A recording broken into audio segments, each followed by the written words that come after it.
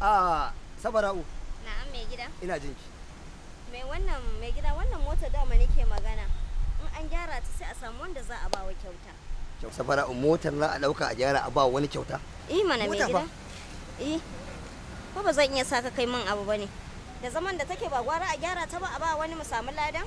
To, shine. Amma dai na ga na fi karfin mota ko? In baka mun ba wa za ka yi wa? A'a, Sabara'u. Na'am. Ba maganan cewa wai dankin auren dan na tuna wani abu da yake addu'o'i da kike min Sabara'u.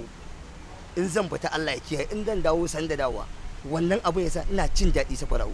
Kuma in dan wannan ne duk abin da aure ya tanada na kyautatawa wadda bai keta shari'ar musulunci ba zan miki. Kuma Sabara'u ina miki albishir.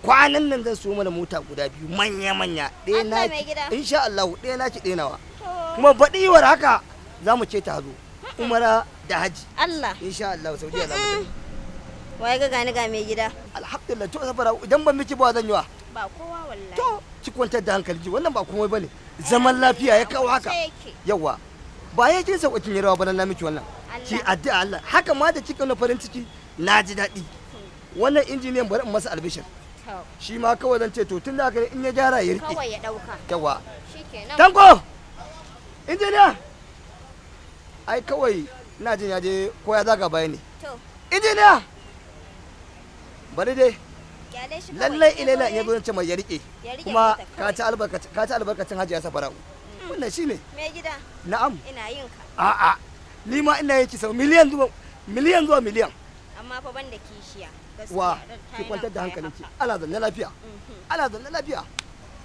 yawa ba wani abu daga ce ba ƙari Allah ha insha Allah